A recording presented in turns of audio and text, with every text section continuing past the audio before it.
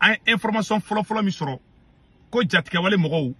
ko an ka base 101 mun bɛ senu aéroport yɔrɔ la ko jatigɛwale mɔgɔw taara ka taga roquette dɔ fili ye o kɛra kunu mardi 16 septembre 2025 aéroport mɔgɔw bɔra ka démenti ko ngalon de don ko Mali sɔrɔsiw kun bɛ entraînement na u ye ngalon tigɛ dɛ jatigɛwale mɔgɔw u ye roquette fili ka boli ka taga fɛngɛ Muntugula filɛ senu yɛrɛ kɛrɛfɛla la jatigɛwale mɔgɔw bɛ Bamakɔ dɛ n tɛ dogo la dɛ m'an tila ka don détails la o ye kelen ye an ye information filanan min sɔrɔ n bɛ n'o fana vocaliw kala an b'o lamɛn ɲɔgɔn fɛ ko an ka citerne minnu attaquera citerne minnu sera ka échapper ni carburant b'u la n'u sera ka den kɛrɛfɛ ko jatigɛwale mɔgɔw tilara tuguni ka taga sira la ko ka taga an ka citerne caman ka tasuma bila caman wɛrɛ la ka tila k'u jeni tuguni maliyɛnw ye nin information sɔrɔ information naaninan ko colonel Madi Keita ko il paraît que ko colonel Madi Keita kun bɛ ka renfort dɔw fara ɲɔgɔn kan sɔrɔsi dɔw fara ɲɔgɔn kan k'a bɛ taga Farabugu libéré k'u ye embuscade da ɲa ko ka Mali sɔrɔsi dɔw faga u ye da hakɛ dɔw fɔ o kuma an y'o information sɔrɔ an bɛ tila k'o décortiquer an ye information dɔ fana sɔrɔ tuguni ko Seribala ni Segu sira la u ye embuscade da an ka sɔrɔsi caman ɲa ye dɛ tiɲɛ yɛrɛ la a kɛra tiɲɛni ye donc kuma naaninan ye jumɛn ye dugu dɔ bɛ ko Sayi a filɛ de ne ye ba tigɛ ka taa Masina o muso yɛrɛ de bɛ kasi la an bɛn'o vocal kala ko mɔgɔw bɛ Mali autorité mɔgɔw ka dɛmɛ la ko jatigɛwale mɔgɔw kɛlen bɛ k'u dabali ban bi an bɛ yɔrɔ na ko bi donc sisan ni information de bɛ an bɛna bɛɛ lajɛlen détail di aw bɛɛ lajɛlen ma information fɔlɔ ye jumɛn ye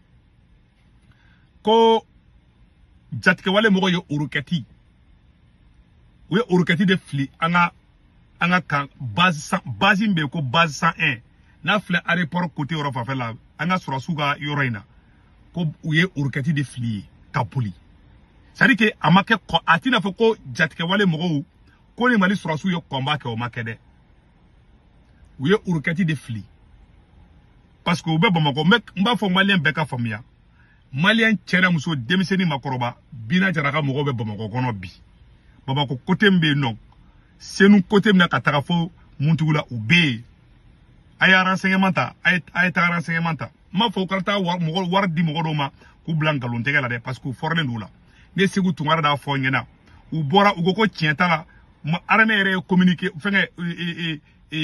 communiqué kɛra voilà ko le communiqué voilà communiqué bɔra aéroport la ko le président directeur général colonel Lassine Togola bɔra ko ka communiqué kɛ k'a fɔ ko aéroport la ko base 101 la ko fɛn ma fili yen nɔ kuma in ni sababa tɛ fɛn dɛ mɔgɔ ne ma o ye parce que Assimi Goïta taara ka u bɛ parce que ni ko kɛra sa u bɛ pression de kɛ ko ka démentili kɛ ko Mali sɔrɔsiw kun bɛ entraînement de la en réalité combat ma kɛ en réalité jatigɛwale mɔgɔ ma taa marifa ci kan kɔnɔ o fana ma kɛ mais u ye roquette kɛ ni fili o ye tiɲɛ de o kuma kɛ ne tiɲɛ u y'a fili dɔrɔn bolila donc an bɛ yɔrɔ na ko bi Bina Jara ka mɔgɔw jatigɛwale mɔgɔw u bɛ Muntugula ne Segu Tunkara n'a fɔ an ɲɛna n bɛ dan dɔrɔn ma u bɛ Muntugula dɛ u bɛ Muntugula ça veut dire que u bɛ Bamakɔ kɔnɔ bi voilà o y'o information ka tila k'a fɔ tuguni Mali ɲɛmɔgɔw ɲɛna aw kana to ka tiɲɛ dogo jamanakɔnɔdenw na n'aw tora tiɲɛ dogo la ni maliyɛnw taara bin fɛn kɔnɔ an bɛ information di walasa mɔgɔ kana taa n'a ko tiɲɛ tɛ ni maliyɛn dɔ taara Muntugula yɔrɔ nin na n'o taara bin jatigɛwale mɔgɔw tigɛ kɔnɔ a taara b'o fɛ cogo a bɛ na fɔ sisan nɔ e taara ji sigi ɲɛgɛn na ko mɔgɔ ka taa ko ji ka kalan e ma fɛn fa tigi na n'a taara tigi taara ji bɔn a kan dɔrɔn n'a y'a fari logologodu e ni mɔgɔ sigilen e bɛ te wuli la e tɛ kalaman ta ka d'a tigi ma e ma fa tigi la ko te ka kalan a y'a min dɔrɔn a y'a nɛn jeni e ka fosi tɛ bon Assimi Goïta bɛ k'o de kɛ maliyɛnw na bi ka nkalon dilan parce que ne ye kuma in mɛn kunun ne yɛrɛ bolo ko nkalon don ne yɛrɛ ko ne ma da la n ko ni jatigɛwale mɔgɔ bɛ sɔn ka taga n ka base 101 kama tiɲɛ de don dɛ a kɛra u bɛ entraînement kɛ o tiɲɛ de mais ko in kɛra dɛ tiɲɛ don jatigɛwale mɔgɔw u y'a tanti tiɲɛ don mais combat ma kɛ fana u y'a fili dɔrɔn k'u yɛrɛ ɲini wa u b'o acte provocation de don tiɲɛ de don a ye tiɲɛ fɔ jamanakɔnɔdenw ɲɛna parce que abaton galontique la ou betaka kuluba attaquer domina o dona abado ngafo ko jako tlongete ko ina ay tie fo jama do ngena aka bon galon kono galonte jamana sijo voilà ne kan bo fo abela jele ngena donc oro temene ko fe ka bala et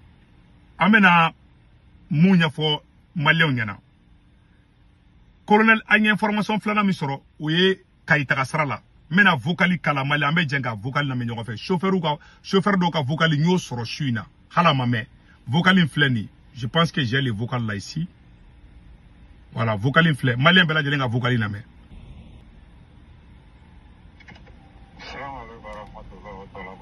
ayala me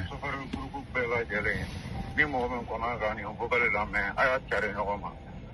la manin kanyara de mo no no se kana kana ere turula donc molu mo to meno no lo ma jeni onana tasuma do lo la tasuma isira be mena bon on yere ko ni turuche on te meno la kata do miliela bon on ya sawa pa on se kana teme on me kana la man do kono sira tere mo be ga boyoro la jango kayam pa donc be ke klitu ire la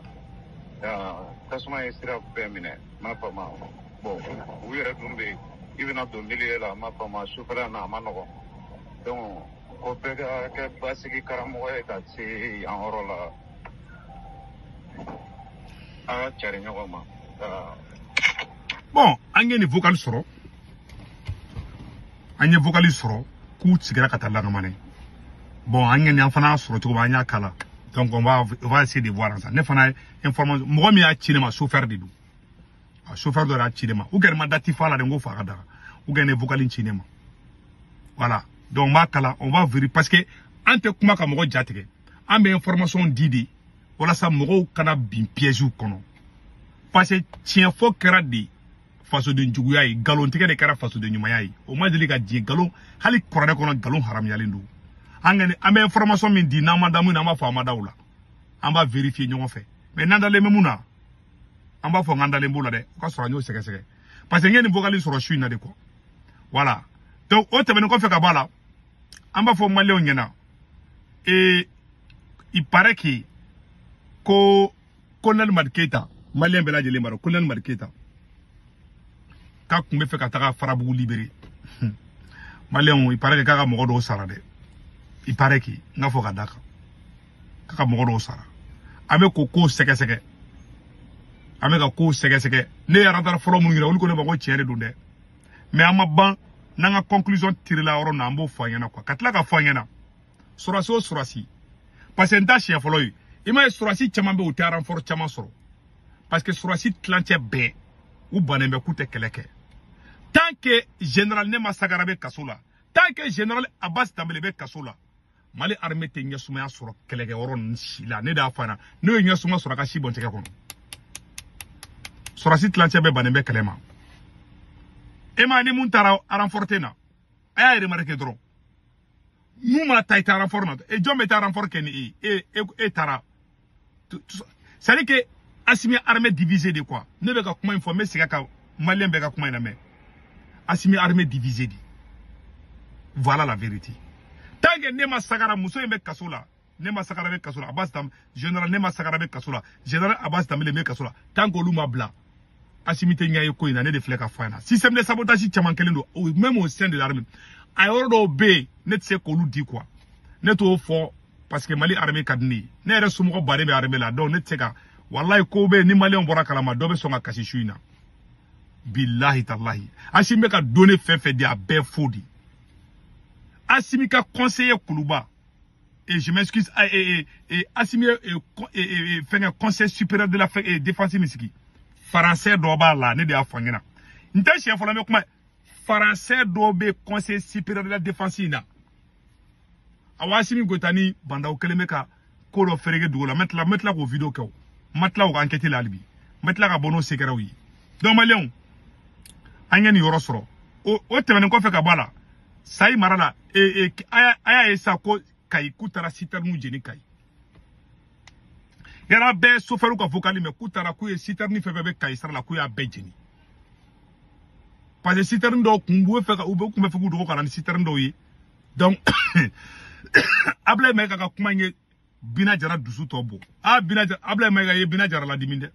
Bina Jara dimina sa. Mobili Tony Fefebe, Bina Jara beka be Genesis. Donc, ko keni fla nyakoro. Mais mon fo soferu nyana. Ou kana un negen. Ni Mali surasu ye Bina Jara mina ou tege la domina. Ou bien, Mali fama ou yere ka mobili taka boyan ka ta frontière la. Ou bise ka barake. Nete ma balikiti faso de mede. E faso de meto be kata sa. Mogo moun te horonte. Horonte nyogon tuyi. Ibe sa nunu no fe ota doyi. Mali surasu be ka sa ko she. Mali segu taka sara la seruni seribala. O sara la. Mali surasi mis fara ka cha mogo moye. Ambiskar bulu. Muna ata fo. Ni ko kera aya fo. Ko tiko jumbe keka. Sa ube ko dogo parce que doro ko luka fanga ou te jamana dans un pays serene mun kera ba fo jamana do nyana de. Ni ne afa na ngo jatike wale mogo be bamako be dala. U fle ne mutukula. U fle mutukula de ne de fle ka kuma infana. U be yende. U ba bamako de be ki akili to yera la. Ne be down ne tay ka ola informer de. Ne te ka mogo jatike de. Na ko ka te information me ni mu yi mako ndondra itaka mato doro ibetiki yere duma. Donc bana kumbe ka fsani bana furake anta ambe armée malienne fait. Ambe Mali fait. Ambe danga frado mama ti Mali fait ala ko tigi libu. Mama te Mali fait. Mama te Mali fait. Ala kana here ko tigi malien be ka fuko amina. Dongo do yara men duwa onindu. Ala ka tien bagi. Mambe fait Mali kanya. Mambe Mali ka here fait Mali kanya. Mali ka dia Mali ka jo tieka. O akila tabe mama ala ka barka do tigi la. Mais mama be ka Mali ko ka here ka intérêt personnel ala ka bel libu. Asimi Goita bola, Segu Tungara bola,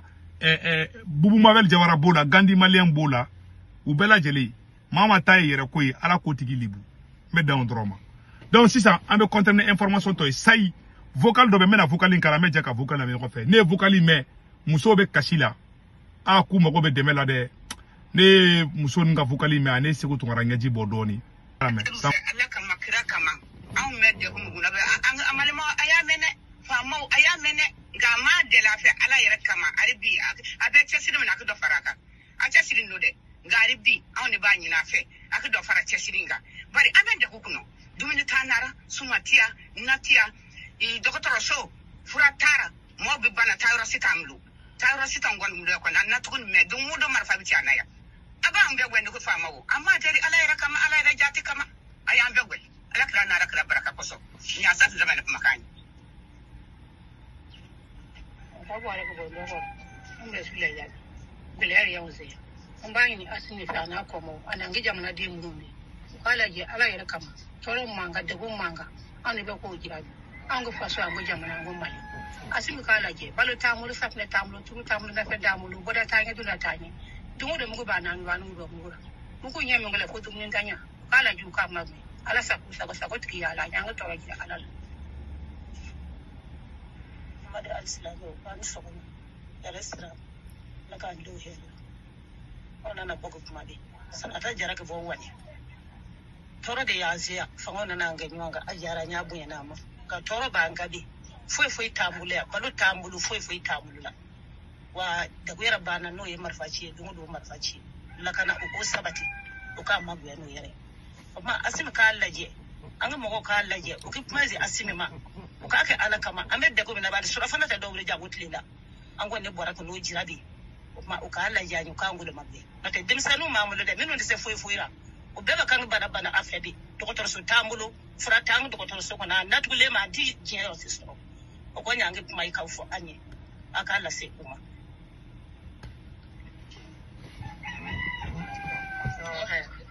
kan so mamal maslamo ayala me ne ha kulubali ko funu dudi ka blanso amina ngi ganze asimina ko mo ukala je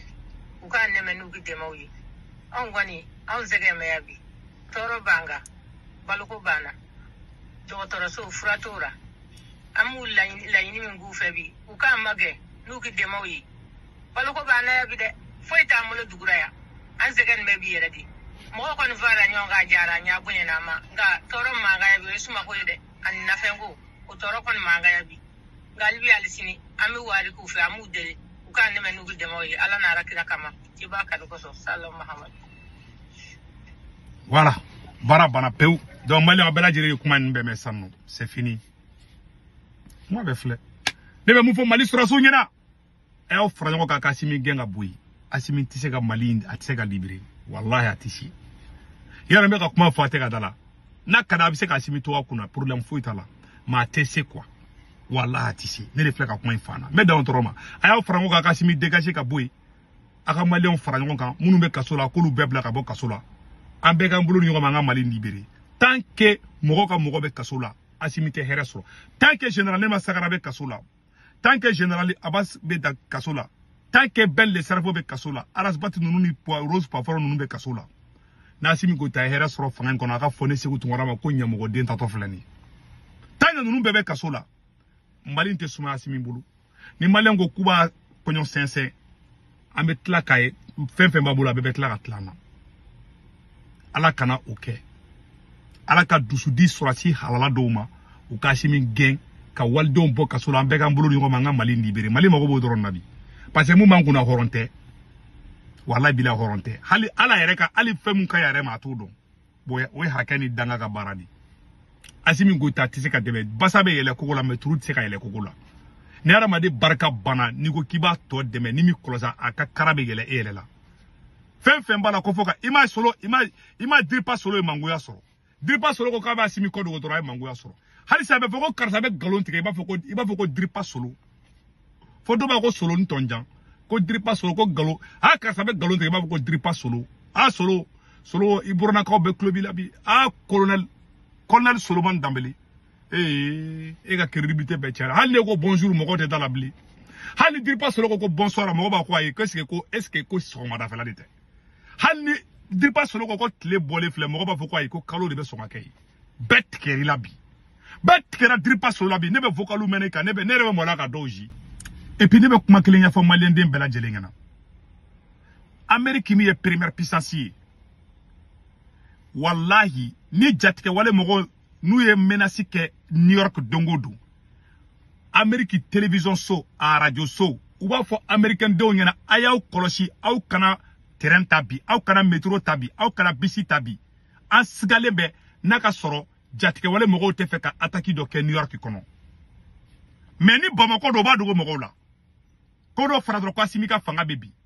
Amerique mi e première puissance jatike wale mogo be ka munke kaitaka srala billahi na Amerique do be frontière fermée parce que olu buka jamana don fait anga fama ununtanga autant fait ou be ka jamana don sacrifier di ou re ka fanga no fait jamana serere alni ko be Malien fagadi ataki be ka chayorna armée de be wuri ka tayoro nettoyer folo abe mogo bla ko ka taka frontière la ko ka ta nani citernuni ou be ka faga awere keleme ka division créée au sein de l'armée mais abe fait ko riskita ka taka kuma tele ou la de transporter ou obe nani citerne de able mega be tia fode ne able mega dalemba yere la ale reka mobili taka able mega ka mobili bolika bobo mako ka taka kai ou la mogo be dala awere to ke abe waldon plasra ka obeta sasra la nabi jaraka mogo be tout minesra la Amérique mi e première puissance insécurité be ka Amérique kuma do la mais ou be tien fuka jamano do nyana iga téléphone kelen kono New York isigile be message na tolay ki I koloside kanata ni carré kono ya fait attaque do kera message be na be kun automatiquement there is a shooting over there dondo la be fo au kara trenta de be jabe tega dondo la ne jatigera jana be kelela uye message chauma America ka au kara trenta ko parce que ko jatike wale mogo be fe ka attaque do ke terrain dinge kono la métro dinge kono la Amerique kono an ma so nga terrain ta do an be taxi ta katanga chiuke kana o be ka New York ya kuma chama mais ni Mali uba dogo uga bubu mobile nu e boko no ko be kataka mogo be sabet la futunu ko saya franatla ko dogo non nu e kafiri deunde nu nga genga ba Mali kono nu te Mali e bi ne ba Mali ndo ye ku soutenu ni mana ko na kwa aw ni ala tena Assimi be Mali fe Mali Assimi ka fo ko siteren ngolo ka boli kaisra nu febli ka mogo ndege mogo sara sofere fe sara abe Assimi ka shudi aya be sacrifié face au djugu présent dans les pays sérieux munu me France munu me Amérique aw ni ala che ni attaque ni fombe aw ka gouvernement ta fo Faransi gouvernement te bɔ ka fɔ a y'a kɔlɔsi jamanadenw aw kana taa nin sira fɛ nin yɔrɔ man ɲi an ka jamana ɲɛmɔgɔ de b'a fɔ ka an su ka an kɛ bafaji kan k'an bila an ka taga yɔrɔ mun na an bɛ se ka sa yɔrɔ mun na ko n'an sara fana tuguni ko saya fana kana fɔ dɛ ni sɔrɔsiw fagara o bɛ dugu ni sibiriw fagara ko kana fɔ kɔnɔ faga kɔrɔ fɔra ko Asimi ka fanga bɛ bi aw ye mun démodéli an ka jamana bolo mɔgɔw de bɛ sa a bɛ mɔgɔw ye kutuw du faga fɔ ma a bɛ tila ko dogo ko non ko ka président protéger des voyous mais kuma bɛ énervé kuma dɔ la quoi on est dans quel pays et kunfin den dɔw bɛ sigi fana k'u bɛ tɛgɛrɛ fɔ o la minnu bɛ Europe minnu bɛ Amérique minnu bɛ Faransi minnu bɛ Italie a ye taa ɲininkali kɛ mun bɛ ka kɛ Kayitaga sira la ni Faransi dɔ sisan b'a sɔrɔ Faransi gouvernement de bɛ bɔ k'a fɔ ko jamanaden si kana se yɔrɔ la ni Amérique don attaque kɛra mɔgɔ fagara yɔrɔ la ni mɔgɔ kelen fila fagara sira o sira kan Américain bɛ taga i bɛ polisiw ka mobili jɔlen a yɔrɔ la ko maa si kana se yen aw de bɛ mɔgɔ fagatɔ ye sira la ka tila ko mɔgɔ ka sira kelen ta aw ye kafiridenw de Mali kunna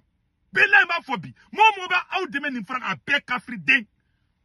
walidenw de bɛ ka faga sira kan ko mɔgɔ ka sira kelen ta e Diriba Solo nkalontigɛla bɛ bɔ ko foyi tɛ yen ko fɛ non ninnu tɛ Mali fɛ quoi ninnu ye bandi n'i sigi quoi tu sais Ala ye barika don tubabuw la ka tɛmɛ farafin kan dɔwɛrɛ tɛ o dɔn tubabuw b'a ka jamanaden fɛ quoi dɔw aw minnu bɛ Faransi dɔw ka geli bɔ ka waga ni Faransi de kun don san b'a sɔrɔ u ye Kayi sira tigɛ net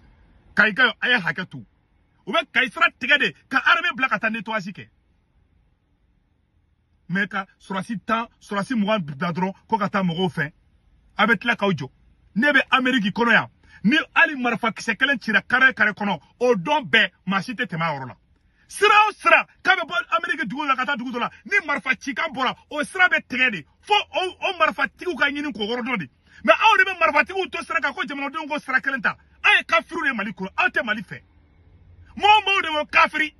mɔgɔw bɛ fara aw kan n'aw ye cɛ de k'aw ye Mali k'aw ye cɛkisɛ de e Ablaye Mayiga bi jɔ monsieur Cuillère général Cuillère k'aw bɛ Cuillère ta ko ka to ko fɛgɛ cɛkisɛya kan fɔ la i sigilen bɛ climatiseur kɔrɔ aw tɛ mobili ta ka taa Mali aw ɲɛ yɛlɛ sa e Ala di e y'aw ɲɛ yɛlɛ sa e b'a dɔn i ka jamanaden mana taga nin yɔrɔ la a bɛ saya ni balo cɛ e bɛ tila ko sira ta Mali aw ne ka nin vidéo in a ye nin partager a y'a kɛ vocal a ka partager Amérique Faransi Italie Espagne Angleterre ni attaque kɛra yɔrɔ la gouvernement yɛrɛ de bɛ bɔ ko k'a fɔ télé la hey aw kana se nin yɔrɔ la attaque bɛ ka kɛ mais aw de fɛ olu de b'i jɔ an ye panafricain ye dɛ an ye AEC dɛ jamanadenw bɛ ka faga sira min fɛ ka tila tuguni ko kana fɔ télé la ni mɔgɔ sara fana tuguni olu saya bɛ dogo donc mɔgɔw de kɛra aw ka sagaw ye u bɛ faga k'u da dibi la aw b'o sogo dun aw ye carnivore de a bɛɛ ni ka diɲɛlatigɛ tɛ aw ye vampire de aw kafiriw de aw man jamana in kunna aw kan ka Kayi sira tigɛ de ka taga Bina Jara yɔrɔ ɲini ka sɔrɔ k'a fɔ maliyɛnw an taara an ka baara la a ye sira ta sisan aw t'o kɛ a bɛ bɔ a ka vidéo a bɛ ka mɔgɔw di saya ma a bɛ ka mɔgɔ Jara transfert Ala ka barika dɔw la k'a sɔrɔ mɔgɔw bɛ ko toɲɛ Mali chauffeur o chauffeur n'a ye ninnu ka kalo k'a bɛ ka sira ta ni mun sara i bɔra i ba kɔ la ka bin i ba ye sugulu ne ka kuma bɛ filɛ ne bɛ ka exemple ta Amérique Faransi Italie a bɛ ka minnu la gosi k'an tɛ Faransi fɛ dɛ an tɛ tubabuw fɛ mais olu b'u ka jamana fɛ olu ka président b'u ka jamanaw fɛ ni attaque kɛra yɔrɔ la Faransi kɔnɔ Macron b'a fɔ ko maa si kana se yen aw bɛ attaque bɛ kɔrɔ aw bɛ fɔ ko mɔgɔ ka taga yen foyi tɛ u bɛ propagande la ni mɔgɔ bɛ propagande na aw de bɛ propagande na vraiment n énervera bi quoi n ye n da ka miiri tubabuw b'u ka jamanadenw fɛ cogo min na an ka jamana ɲɛmɔgɔw u mana ko quoi c'est pas possible